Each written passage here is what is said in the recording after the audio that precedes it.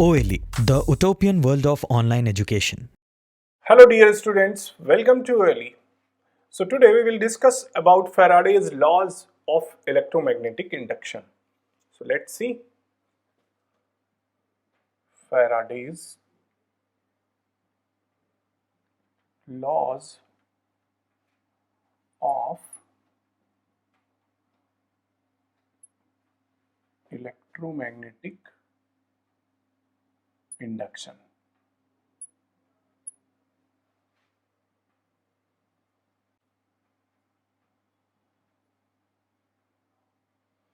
So what are the Faraday's laws of electromagnetic induction? Faraday he gave the laws, and according to his laws, if there is a change in magnetic flux, then there will be an induced EMF. Due to the change in electric flux linked with a coil, there will be some induced EMF. So first we will write the first law. Due to change in magnetic flux linked with coil,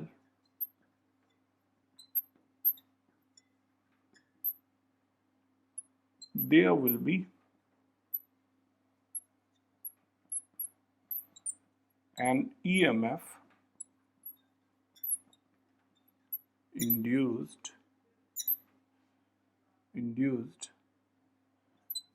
across the ends of the coils.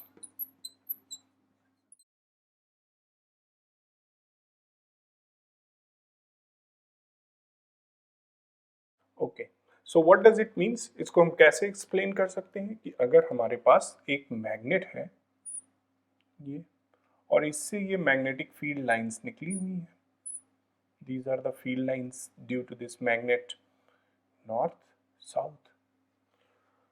अब अगर यहाँ पे हमने कोई coil का loop रखा हुआ है ये, और इससे कोई गैल्वेनोमीटर कनेक्ट कर दिया है हमने, तो अगर हम अब मैग्नेटिक फ्लक्स क्या होता है कि total number of magnetic field lines मान लो 10 है ये, ठीक, और इस पर्टिकुलर लूप से होके 3 मैग्नेटिक फील्ड लाइंस पास हो रही हैं, तो जो इस लूप के साथ लिंक्ड होंगी मैग्नेटिक फील्ड लाइंस वो फ्लक्स होंगी, those will be considered as magnetic flux.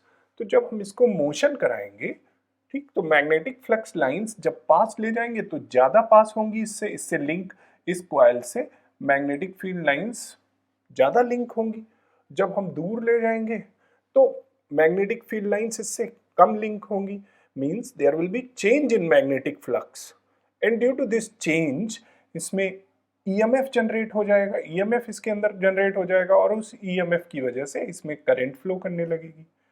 कैसे पता चलेगा हमें? गैल्वेनोमीटर की जो निडल है वो डिफ्लेक्ट हो जाएगी, जैसे ही डिफ्लेक्ट होगी means there is some induced EMF, and due to which some current will flow in the circuit, इस coil में कुछ current flow करने लगेगी। So this is what Faraday's first law। ये कब तक EMF रहेगा इसमें?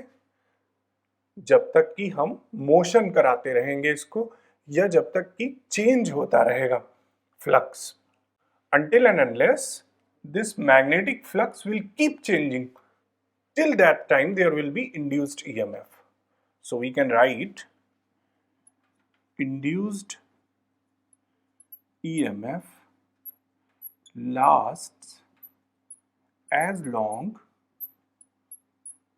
as there is change in magnetic flux।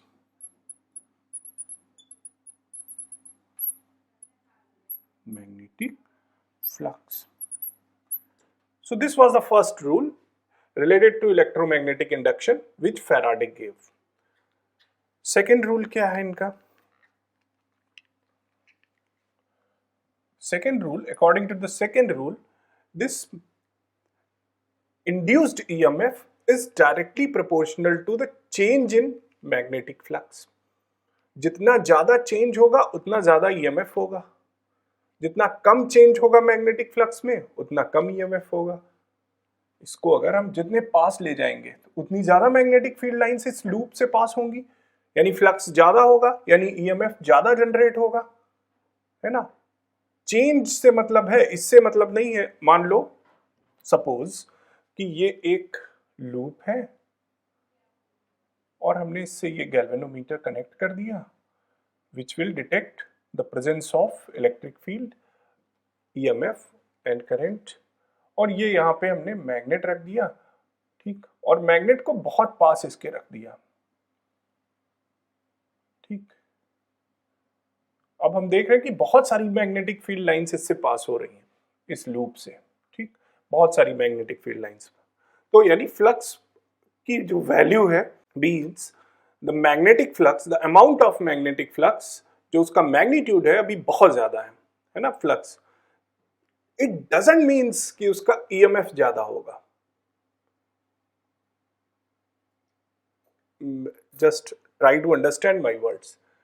अगर हम इसको बहुत पास रख दिए हैं इस मैग्नेट को इस लूप के, ठीक, तो हमने देखा कि जो मैग्नेटिक फील्ड लाइंस इस लूप से पास हो रही हैं, जो लिंक है इस लूप के साथ, वो बहुत ज्यादा है।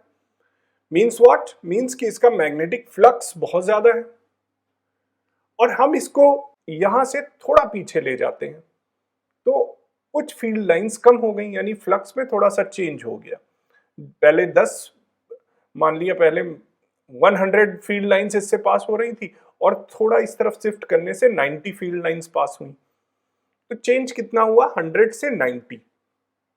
ओके, ये एक केस है। तो फ्लक्स में इतना चेंज हुआ, दो 100 इज अ बिग नंबर, मतलब according to the magnetic flux अभी 100 लाइंस पास हो रही। हमने दूसरा केस लिया, हमने अब एक कंपैरिजनली कम स्ट्रॉन्ग मैग्नेट है, ठीक, इससे 50 मैग्नेटिक फील्ड लाइंस थी, और इस लूप से, इस लूप के पास जब हम इसको ले गए तो इससे करीब 30 मैग्नेटिक फील्ड लाइंस पास हुई, ठीक। जब दूर ले गए, थोड़ा थोड़ा दूर इससे ले गए, चेंज किया हमने पोजीशन मैग्नेट की, तो अब सिर्फ 5 मैग्नेटिक फील्ड लाइंस पास हो रही हैं। तो चेंज किस में ज्यादा हुआ? सेकंड केस में मैग्नेटिक फ्लक्स में चेंज किस में ज्यादा हुआ? सेकंड वाले केस में। तो ईएमएफ इसमें ज्यादा जनरेट होगा। इट डजंट डिपेंड कि मैग्नेटिक फ्लक्स किस में ज्यादा है। मैग्नेटिक फ्लक्स फर्स्ट वाले केस में ज्यादा है, पर चेंज इन मैग्नेटिक फ्लक्स किस में ज्यादा है? In the second case. So EMF किस में ज्यादा होगा? In the second case. That is what my second point, that is what the second point given by Faraday, कि EMF generated in a coil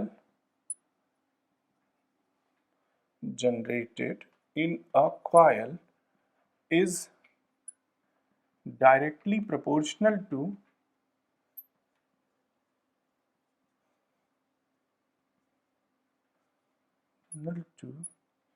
magnetic flux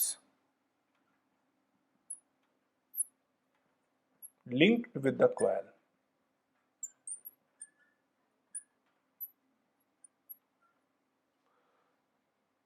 Directly proportional to the change in magnetic flux, to the change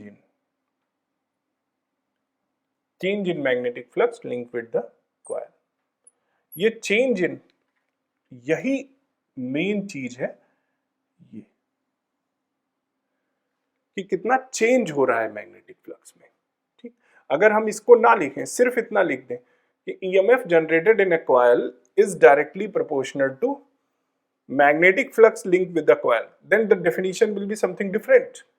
और जब हम इसमें ये add कर दे रहे हैं the change in magnetic flux linked with the coil, तो इसका कुछ और मीनिंग बन जा रहा है, समझ रहे हो? So you have to write the EMF generated in a coil is directly proportional to change in magnetic flux linked with the coil.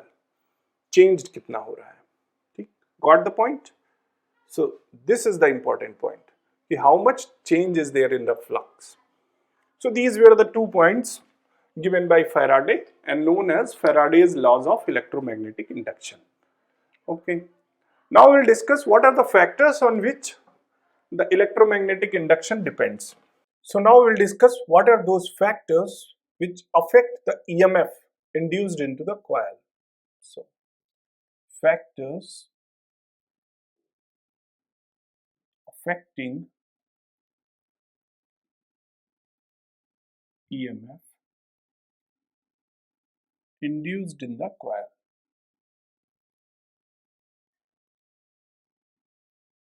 In the coil. Okay, what are those factors? So change in magnetic flux, the rate of change in magnetic flux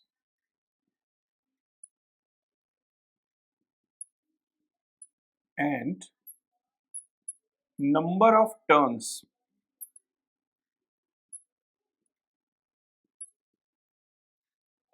of the coil are the factors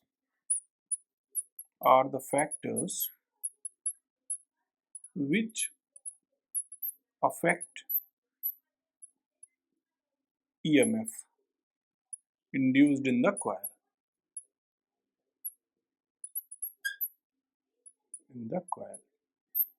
So these are the two factors, the rate of change in magnetic flux and number of turns. जो coil है उसके जितने number of turns हैं, कौन सी coil? जैसे ये हमने कोई सोलेनाइड बनाया और इससे हमने कनेक्ट कर दिया कोई गैल्वेनोमीटर, ठीक, और यहाँ पे कोई मैग्नेट लिया और इस मैग्नेट को हम मोशन करा रहे हैं, उसकी वजह से मैग्नेटिक फील्ड लाइंस जो इस कॉइल के साथ लिंक्ड होंगी वो चेंज होंगी, hence due to the change in flux EMF induced हो जाएगा और ये गैल्वेनोमीटर की जो निडल होगी वो डिफ्लेक्ट होगी और इसमें करंट शो करने लगेगा, है ना। यही तो था कॉन्सेप्ट हमारा।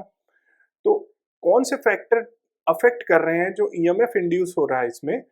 The rate of change in magnetic flux, कि हम कितनी तेजी से मैग्नेट को मोशन करा रहे हैं, उतनी ज्यादा तेजी से चेंज होगा मैग्नेटिक फ्लक्स जो इसके साथ लिंक हो रहा है वो, है ना। तो the rate of change in magnetic flux linked with the coil, जो कॉइल के नंबर ऑफ टर्न्स हैं, अगर हम जितने ज्यादा नंबर ऑफ टर्न्स होंगे उतना ज्यादा चेंज होगा फ्लक्स। क्यों? क्योंकि इन पर जितने भी टर्न है हर टर्न से कुछ ना कुछ कनेक्टेड है फ्लक्स, हर टर्न से होके कुछ ना कुछ मैग्नेटिक फील्ड लाइंस जाएंगी, पास होंगी, तो हर एक टर्न से फ्लक्स अलग अलग कनेक्टेड होगा। जैसे ये वाला टर्न लास्ट में पड़ेगा तो हो सकता है कि यहाँ तक जितना हम पास रखते हैं मैग्नेट के, जैसे ये नॉर्थ है ये साउथ है, ये कोई लूप है एक टर्न का, ठीक। अब इससे ज्यादा मैग्नेटिक फील्ड लाइंस कनेक्टेड है, लिंक्ड है। जब हम इसको दूर करेंगे तो कम मैग्नेटिक फील्ड लाइंस लिंक होंगी इस लूप के साथ। यहाँ पे बहुत सारे ऐसे लूप हैं, है ना, तो चेंज इन मैग्नेटिक फ्लक्स बहुत ज्यादा होगा इन लूप्स की वजह से। तो जितने ज्यादा नंबर ऑफ टर्न्स हम बना देंगे उतना ज्यादा चेंज इन मैग्नेटिक फ्लक्स होगा, उतना ज्यादा ईएमएफ को इफेक्ट करेंगी, कम या ज्यादा होगा ईएमएफ, है ना। So these are the factors on which EMF induced in the coil depends, या इसको हम फार्मूला के फॉर्म में लिख सकते हैं, EMF is equal to n, what is n? Number of turns, del phi upon del t. Del phi क्या है? Del phi upon del t is, should write del phi upon del t is change in magnetic flux, rate of change in magnetic flux, del phi upon del t को हम क्या कहेंगे? Rate of change in magnetic flux, और n number of turns, n is equal to number of turns, ये। So basically these are the factors del phi upon del t and n on which the EMF induced depends। एक question पूछते हैं आपसे, suppose कि induced हो गया इसमें EMF, ये हमने एक सोलेनाइड बनाया और ये वायर्स हैं इसकी, और इसमें इन दोनों वायर्स के दोनों एंड के बीच में पोटेंशियल डिफरेंस क्रिएट हो गया। ठीक, ये इन दोनों के बीच में जब हमने मैग्नेट को मोशन कराया, मोशन कराने की वजह से इन टर्मिनल्स के बीच में इलेक्ट्रोमैग्नेटिक फोर्स जनरेट हो गया, ईएमएफ जनरेट हो गया, यानी पोटेंशियल डिफरेंस हो गया इन दोनों के बीच में। तो क्या करंट मिलने लगेगी अब? नो, करंट तब तक नहीं मिलेगी जब तक ये सर्किट क्लोज नहीं होगा। इसीलिए हम यहाँ पे गैल्वेनोमीटर लगाते हैं और इस पूरे सर्किट को क्लोज कर देते हैं। गैल्वेनोमीटर विल टेल कि हाँ ईएमएफ मिल गया, डिफ्लेक्ट होगी उसकी निडल और इसमें करंट फ्लो होने लगेगी। करंट तब तक नहीं फ्लो होगी जब तक ये पूरा सर्किट कंप्लीट नहीं होगा, क्लोज नहीं होगा। ओके, नाउ अब हमें ये पता चल गया कि चेंज इन मैग्नेटिक फ्लक्स की वजह से ईएमएफ इंड्यूस्ड हो जाता है और ये फैक्टर्स हैं जिन पे ईएमएफ डिपेंड करता है। तो हम ईएमएफ की डायरेक्शन को कैसे निकालें कि किस डायरेक्शन में इंड्यूस्ड ईएमएफ, हमें वो डायरेक्शन क्या होगी जिधर करंट फ्लो करेगी, इंड्यूस्ड करंट जिसे हम बोल रहे हैं, ईएमएफ की वजह से करंट फ्लो करेगी, उस करंट की डायरेक्शन को मेजर करने के क्या तरीके हैं वो पढ़ते हैं। तो देयर आर टू रूल्स, एक तो है लेंस लॉ और दूसरा है right hand rule, Fleming's right hand rule. हम इन दोनों रूल्स को डिटेल में समझते हैं। So there are two rules to know what will be the direction of induced EMF, which is due to which induced EMF there will be induced current. So with the help of these two rules we can measure what will be the direction of induced current. So first rule is Lenz's law.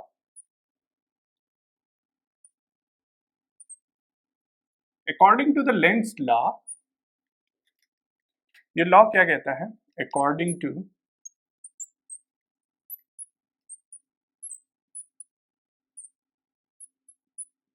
Lenz's law, induced EMF या current हम कह सकते हैं opposes the reason due to which it was generated.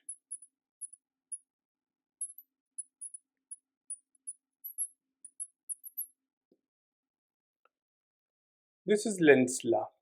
ठीक, अब इससे आप कहोगे कि इंड्यूस्ड ईएमएफ की डायरेक्शन कैसे पता चलेगी? ठीक, ये देखते हैं, समझते हैं कैसे पता लगेगा। ओके, तो हमने एक सोलेनाइड बनाया, इसमें हमने कॉइल्स वाइंड कर दी, winding of coils, and we connected a galvanometer here. Right? Here I'm taking a magnet. This is North Pole, this is South Pole. Now, when we are moving this magnet, then there will be change in the magnetic flux. इस magnet को जब हम move कराएंगे तो इस पे coils से जो लिंक्ड है मैग्नेटिक फील्ड उसमें चेंज होगा, है ना? तो उसमें चेंज होगा यानी फ्लक्स में चेंज होगा। Due to change in flux EMF induced हो जाएगा और ईएमएफ इंड्यूस्ड होने की वजह से इसमें करंट फ्लो करने लगेगी। अब करंट की डायरेक्शन क्या होगी ये हमें पता करना है। इन दिस सर्किट हमें पता चल गया कि इन दोनों टर्मिनल्स के बीच में ईएमएफ इंड्यूस्ड हो गया। अब इस इंड्यूस्ड ईएमएफ की वजह से जो इंड्यूस्ड करंट होगी उसकी डायरेक्शन क्या होगी? इस तरफ कैसी होगी? क्लॉकवाइज या एंटी क्लॉकवाइज? कैसे ड्रॉ करनी है? तो this rule is very helpful to describe the direction of current, induced current in this circuit. कैसे पता चलेगा? अब देखो, अगर हम इसको नॉर्थ पोल को टुवर्ड्स द कॉइल लेके जा रहे हैं, ठीक, तो ये रूल क्या कहता है कि ये अपोज करेगा किसका, जिस वजह से ईएमएफ इंड्यूस्ड हो रहा है। ईएमएफ क्यों इंड्यूस्ड हो रहा है? Due to motion of this magnet. This is the reason why EMF is inducing. Due to the motion of this magnet, if it will come into the rest, there will be no change in magnetic flux, hence there will be no induced EMF. अब इसका oppose ये कैसे कर सकता है? जब ये इस पे एक फोर्स लगाए और इसको रोक दे। इस पे ये फोर्स कौन सा लगाएगा कि ये रुक जाए? फोर्स ऑफ रिपल्सन, अट्रैक्शन लगाएगा तब तो खींच ही लेगा अपनी तरफ। फोर्स ऑफ रिपल्सन लगाएगा ताकि इसको रोक सके, अपोज कर सके, है ना। फोर्स ऑफ रिपल्सन कब लगेगा? जब ये भी नॉर्थ पोल हो, है ना, जब ये भी नॉर्थ पोल हो। और ये नॉर्थ पोल होगा तो इसमें करंट कैसी फ्लो करेगी? हम पढ़ चुके हैं ये कैसा है? Anti clockwise. Anti clockwise, north means anti clockwise. अब एंटी क्लॉकवाइज करंट कैसे फ्लो करेगी इस सर्किट में? ये है ना, ये तो एंटी क्लॉकवाइज है, ऐसे एंटी क्लॉकवाइज। क्लॉकवाइज होती तो यूं जाती करंट, अभी क्या है, ये एंटी क्लॉकवाइज। इस तरह से करंट फ्लो करेगी, यानी इधर से ऐसे आएगी, ठीक, ए एंड पे ऐसे आएगी, बी एंड पे ऐसे जाएगी। Got it? समझ में आया? अगर हम अब मान लो एक और केस देखो, और ज्यादा क्लियर होगा Lenz law. One more case.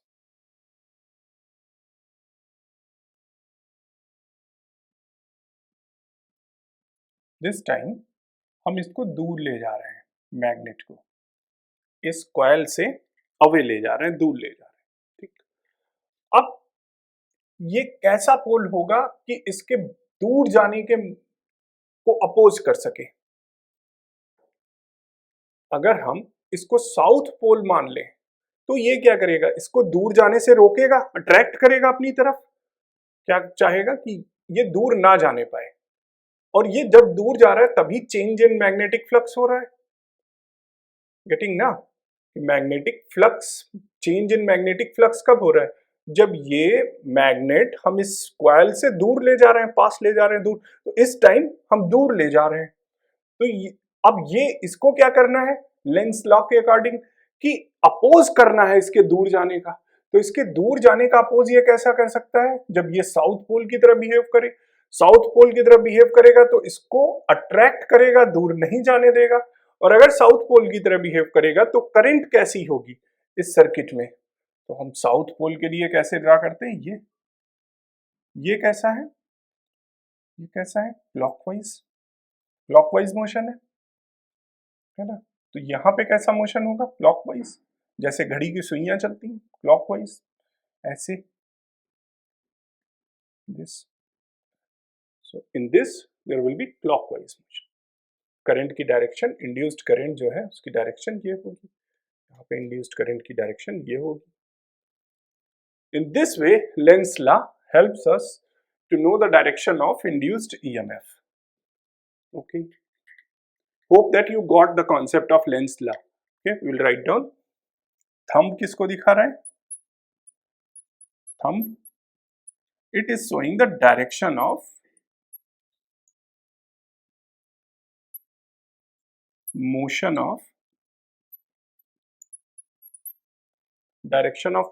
of magnet. Okay. Four finger क्या दिखा रहा है? Four finger is showing direction of magnetic field.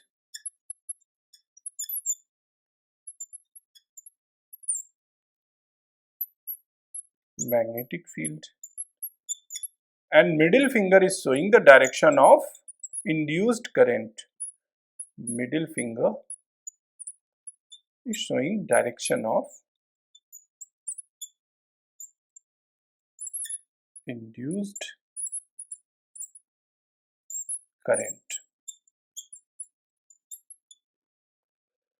So thumb is showing the direction of motion of loop, जिस डायरेक्शन में लूप का motion हो रहा हो, है ना। जैसे हमने कोई लूप बना लिया, ये ये कोई लूप है कॉइल का। अब ये जिस तरफ मोशन करे वो डायरेक्शन, ऐसे मोशन कर रहा है या क्लॉकवाइज कर रहा है या एंटी क्लॉकवाइज कर रहा है, तो thumb will show the direction of motion of loop. ठीक, कॉइल, कॉइल लूप कुछ भी लिख सकते हैं। Four finger will show the direction of motion of magnetic field और direction of magnetic field. Thumb, forefinger and middle finger will show the direction of induced current. Okay, so this is Fleming's right hand rule. हम इसको apply करके देखते हैं किसी loop पे।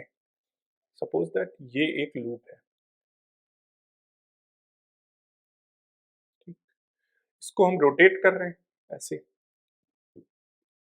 Clockwise rotate कर रहे हैं, तो ये अप जाएगा ऊपर की तरफ और ये नीचे की तरफ जाएगा डाउनवर्ड, ये अपवर्ड ये डाउनवर्ड। तो ये डायरेक्शन ऑफ मोशन दिखा रहा है और यहाँ पे हमने नॉर्थ पोल रख दिया, ये साउथ पोल रख दिया, तो ये मैग्नेटिक फील्ड की डायरेक्शन है। अब इसमें इंड्यूस्ड करंट की डायरेक्शन पता करनी है हमें, तो लगाते हैं राइट हैंड रूल। ठीक, लेट मी शो यू। अब मैग्नेटिक फील्ड की डायरेक्शन ये, this four finger will show the direction of magnetic field. ठीक, this thumb will show the direction of motion of loop. तो डायरेक्शन, लूप कैसा motion कर रहा है, ऐसे मेरी तरफ आ रहा है और फिर यूं क्लॉकवाइज मोशन कर रहा है। तो ये थंब जो मेरी तरफ हमने थंब किया, तो ये थंब किसकी डायरेक्शन को शो कर रहा है, direction of motion of loop.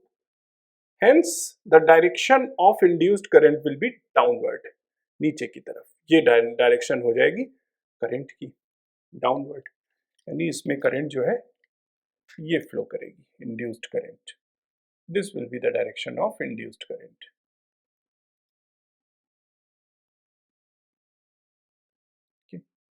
Similarly, we can know the direction of induced current in any loop or coil. So these were the two rules which define how can we measure the direction of induced current in a loop. Hope that you got the concept, enjoyed the lecture. So now I would like to wind up my session over here. We'll meet with the next topic. And what will be the next topic? Very interesting one, AC generator. So we'll study about AC generator in our next session. Till then, take care of yourself. Have a great day.